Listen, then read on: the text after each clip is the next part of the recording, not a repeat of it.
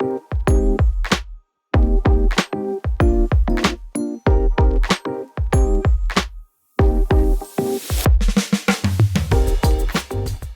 to the Influencer Marketing Blueprint, where we teach e-commerce brands the three-step formula that drives revenue, not just likes. I'm Cody Whittick.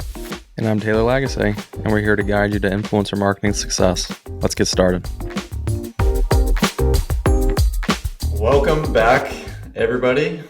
Today we're going to be talking about influencer marketing, of course, but influencer marketing and how to think about hiring against it. So previous episode, we talked a lot about the how-tos of seeding. You might have been thinking, man, that sounds great, but sure as hell, I'm not going to be the one doing that because that's a lot of labor. You know, you're a brand owner, you have a lot going on in your business. You got to be thinking about how you're going to grow your business, not in the weeds. And so very much the last episode was a lot of the weeds and exact how-tos. So that thing that you might be thinking is, who can I assign this to? Do I hire an agency? Do I hire an employee? We're going to be getting into all that today, talking about exactly how to think about hiring an agency versus in-house employee, overseas contractors, all the above. So, Taylor, take it away. Just kidding. What's up, man? How are you doing, man? Great intro. Do you get paid to do this? You do? Not enough.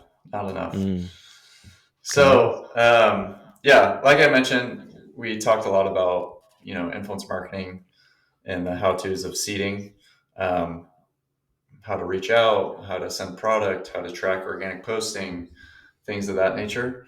So there's a lot of steps involved and what all that entails. So we're going to be showcasing. Do you want to give people, before I eventually share my screen for the video viewers on YouTube? That's right. A little taste, maybe like an overview of the influence marketing pyramid for people just listening on audio.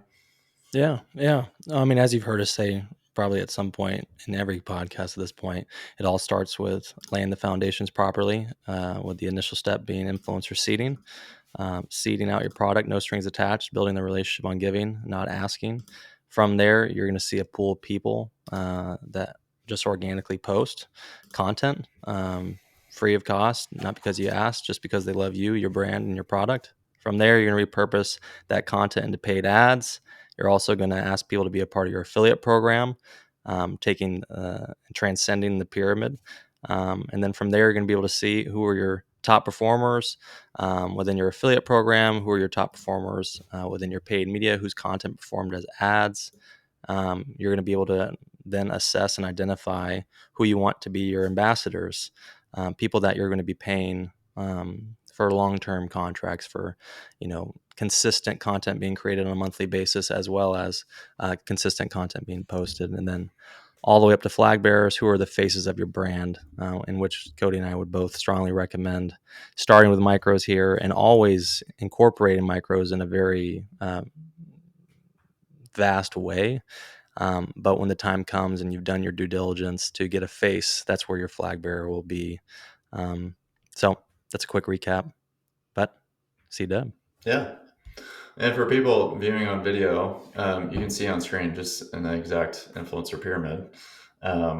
So these are all the things that we would say are involved in influence marketing and the proper steps into building a full-fledged influence marketing program. So it's a lot. When you look at this, there's a lot going on here. So what we're going to propose is basically that one person can't do all this.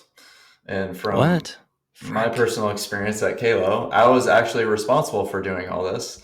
Yet I was certainly not paid like I was supposed to be doing all this. Little shot at back at the Kalo days. But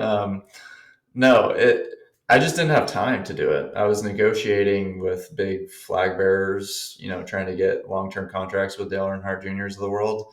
And I was responsible for seeding and getting the product out there to as many people as possible. What fell off the map is like everything in between. I would do, certain months I would have certain focuses where I could do it.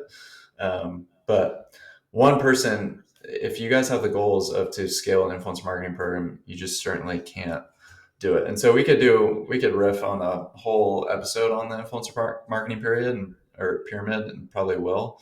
Um, but just kind of give you a preview of like all the different steps involved to really steward an influence marketing program well. It's a lot. And being that one person that couldn't do it all, I know for a fact that one person can't do it today with even more involved. So when it comes to hiring, when should people think about hiring for influencer marketing? I mean, right away, you should be doing influencer marketing from the jump, right? Um, you should be seeding your product out prior to even the date of your product going live. It should be being sent out to people in preparation for that date.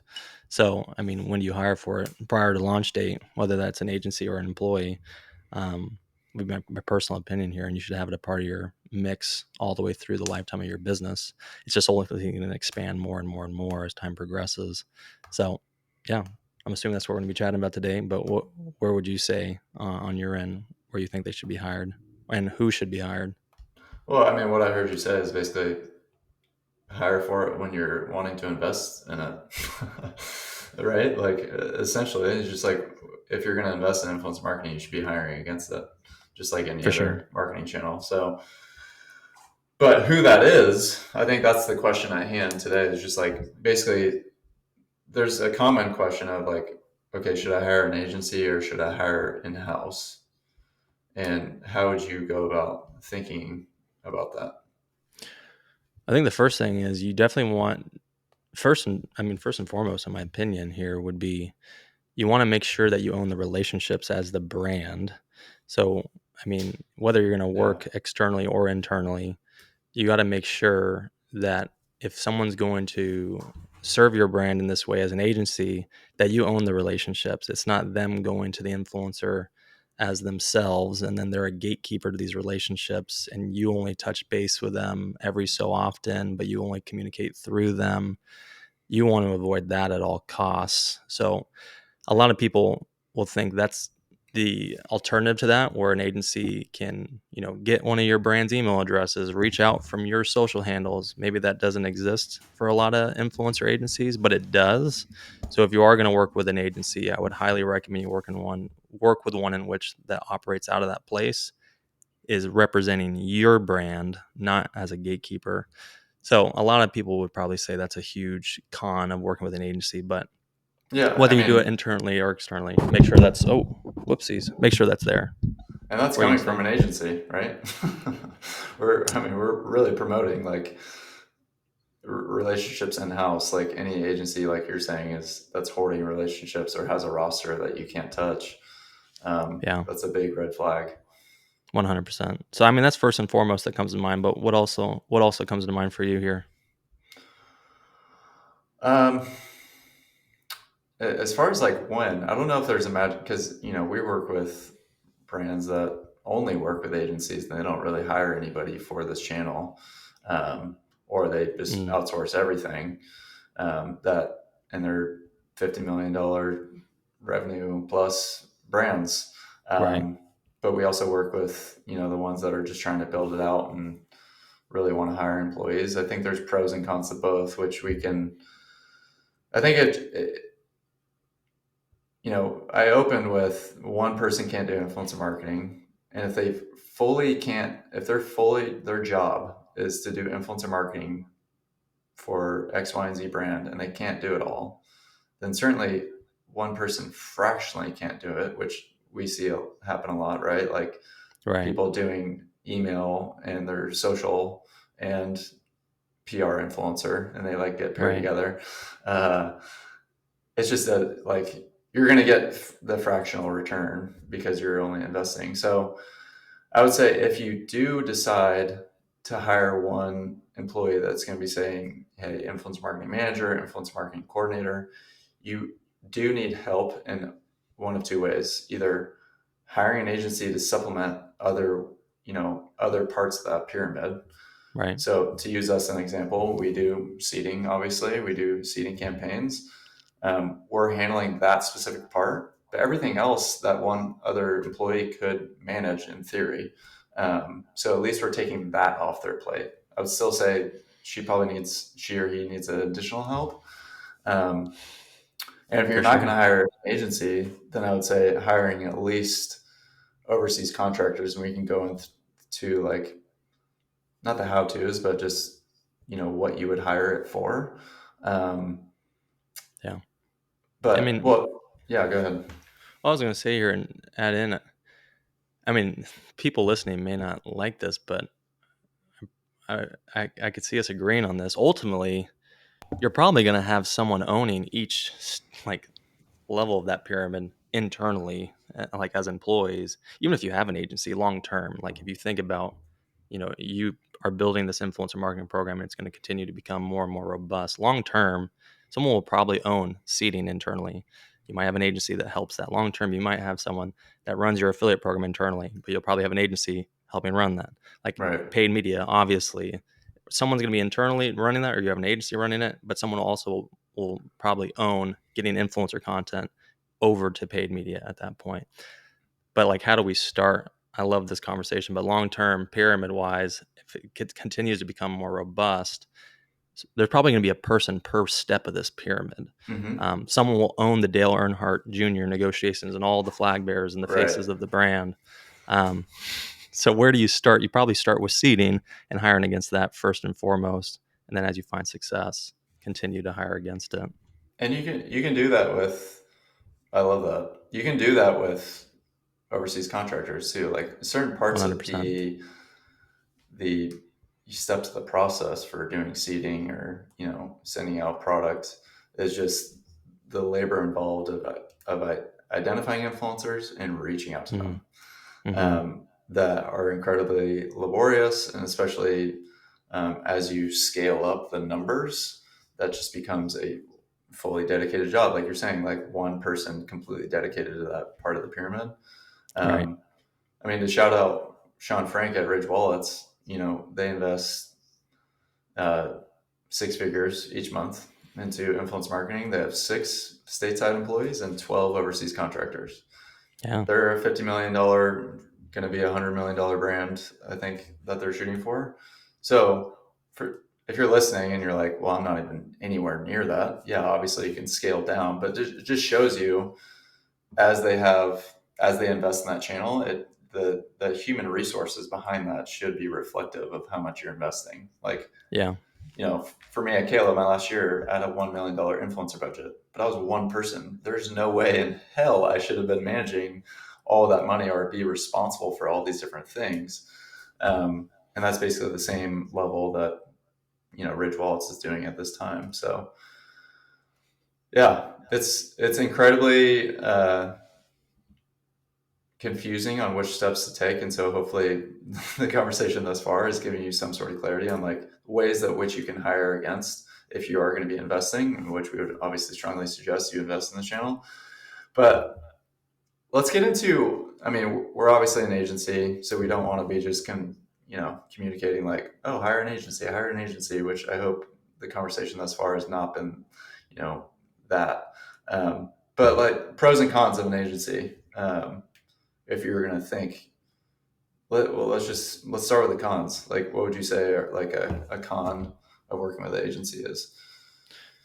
I mean, we can just hit it on the head of the nail and just kind of shoot ourselves in the foot here. Like the con of potentially working with us right from the jump, right, is like our minimum starts at identifying reaching out to 500 influencers, right? And if you're Mm-hmm. hesitant about this channel and you wanted to see the proof in the pudding, although I would probably still recommend doing the 500, but what I would suggest, like people that are hesitant around that, yeah, I probably would just hire one person internally, get a couple contractors overseas, and try seeding at a smaller scale to begin with. And if Mm-hmm. the numbers pan out accordingly, you're not going to be able to identify and reach out to 500 and start seeding them. That No. ultimately leads to 30 influencers posting 60 to 90 total assets, right? Maybe you reach out to 100 though, identify and reach out to 100. If the numbers pan out in the way that we're suggesting, you found success here.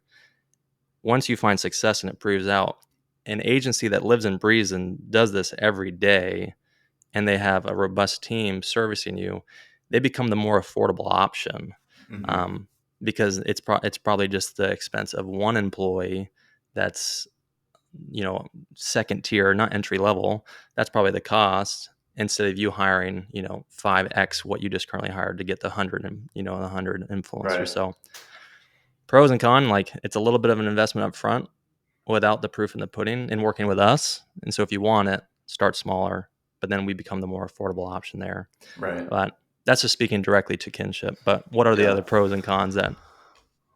Well, as you're kind of speaking of that too, is like, there's certainly agencies out there that are cheaper than us, or there's plenty of agencies that are not only not like equal to or way below hiring one employee, but what happens is it becomes Mm, sort of a race to the bottom, and the attention that you deserve ends up being like the same as a fractional employee would give you, or even just even worse than one dedicated influencer marketing person, um, right. because you're paying them like $2,500 a month, super cheap. But in order for that agency to make money, they need to scale a bunch of those, and so you get fraction of a fraction of a fraction of attention, and now you're Right. actually even worse than having just someone in house, because you lose out on all the pros of having someone in house, which is like, I mean, to a certain degree, you can build the relationships more in house. Like, I think of my days at Kalo, like just everybody just knew me. It was always me talking to them. Um, and you can't grow with the company, like necessarily like grow in knowledge and grow into like, um, being fully thought out in terms of like the influencer marketing. So you're losing out on some of the pros of having an in-house employee that can grow and grow in these relationships. Um, yeah, so that, going back to like, I think that's one of the cons of an agency. If you're going to pay low fees, you're going to get what you pay for in that way, and so you're wasting money at that point. Um, and that's For one of the sure. cons. Like, you're promised all this attention, but it's literally just not possible for an agency to like, undercharge, because how they're in the business and the math just doesn't make sense. They need to scale, so they need to set, you know you're getting entry level employees, that aren't giving the attention you deserve. So uh, yeah, that's definitely one con of an agency, in that price point model. Right. Well, I mean, yeah, like you're saying, you can't blame them if you're paying an agency $2,500 for 100 posts guaranteed per month. Like, let's Hmm. be realistic here. What are those 100 posts going to be? They're not going to have much engagement. Right. It's not going to be quality video content. It's not going to be what a lot of time Cody and I really preach here. Biggest value out of influencers is video content creation ability. That takes time to gauge. That takes a lot of time to filter with a white glove approach. So if someone's promised you 100 posts for $2,500, red flag. Like those aren't going to be quality, guaranteed. Um, Guaranteed, or your money back on this podcast. Um, but it's just the truth of the matter. And just to let you into our process too, and to be overly transparent, like our identification process is like 5 to 7 business days right now, and Cody and I are constantly thinking about how can we speed this up even more to service our clients quicker. But then it's about speed for the client, or it's about the quality of service, and Hmm. that's you have to wrestle with that. It's about the quality of service more so. And at this point, like just spending 5 minutes or 10 minutes per creator that you identify for 500, I just ran this math, CW, it's 80 plus hours. And that's just what, but that's what it takes to like find quality creators. And you ain't paying someone $2,500 to take that time to identify the right people for one step of an extended process, you know? So yeah, just kind of going into the weeds there on I this, love but that. Yeah, I mean, you're definitely down on a lot of points there. Just the labor and investment involved, which speaks to one of the pros of an agency, right? Like, the challenge of being able to find one in-house employee that possesses all the skills necessary and equipping them with all the top line software, um, is extremely difficult, especially in this mm, channel where there's just not a ton of, I would say, quality experience, um, or even just experience in general. It's becoming more and more, but even 5 years ago, it's like influencer marketing coordinator or manager was not even really a popular role that you could find, Right. let alone find like really like robust skills and experience. So the pro of working with an agency is like you get an influencer marketing arm, you get a paid Right. ads arm. That's like, this is all they do. And they have, they take on the costs of top of the line software or analytics and things like that you don't have to go spend. So whatever you're paying them is out, like that's included in that fee. So you have to take that into account for some of the costs. So that's definitely one of the biggest pros is like you're getting a team of minds versus like one employee and one mind, Mm. um, of working with a dedicated agency just in any marketing channel, right? Yeah. Yeah. And the only other con I can think about an agency, if I'm getting in the shoes of a brand owner, would just be they don't understand our brand. They don't understand, the brand as well as we do. And so how could they ever represent our brand as good as we can? Um, that's another one. And then outside of that, like agency has multiple clients, so they're not just strictly focusing on us. It could Mm-hmm. be another one like bandwidth. But those are things you can offboard brand to somebody. Like you Yeah. can teach that. You taught your employees that. And bandwidth wise, that is actually a question you should constantly be asking yourself if you choose to work with an agency. Do they have the bandwidth like for me? How quickly are they responding back to me? The quality of service there is something you should always be keeping Right. keeping tabs on. And what we're arguing too is like bandwidth wise, you should be taking that into consideration with your one employee if you do have For it, sure. because the bandwidth isn't there, and that's what we're basically saying. So that one employee needs overseas contractor help.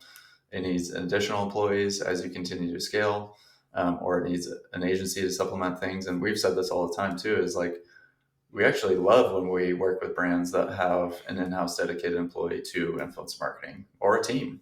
Um, because we can take honestly the most laborious and hardest part of the pyramid off their plate, or even the first couple steps off their plate, and they can just hold hands with these influencers, the ones that have proven to be genuine advocates, and continue to walk with them. And that's the exact pass off that we want to do. So they definitely can work hand in hand together. That's for sure. It doesn't have to be an either or.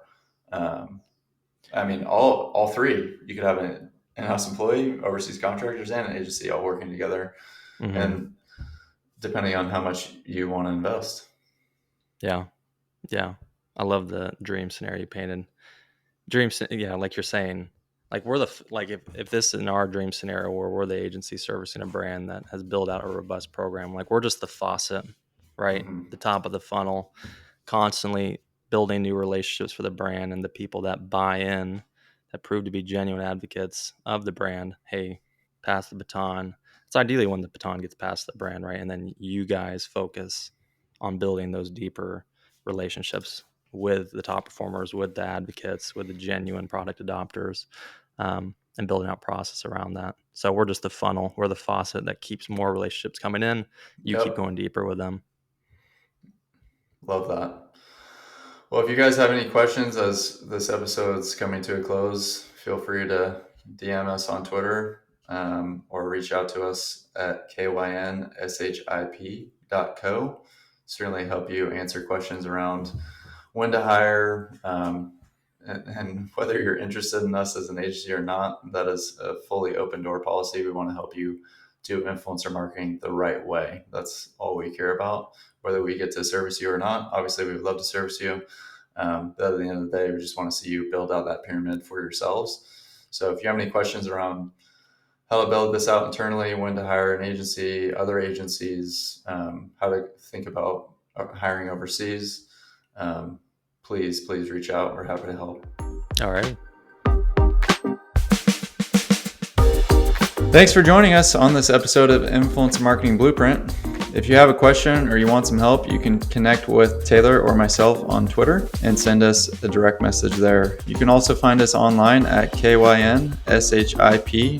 That's kinship.co. We're here to help you create an influencer campaign that actually works and not just get likes. So we'll be back next week with more straightforward advice, and we'll see you then.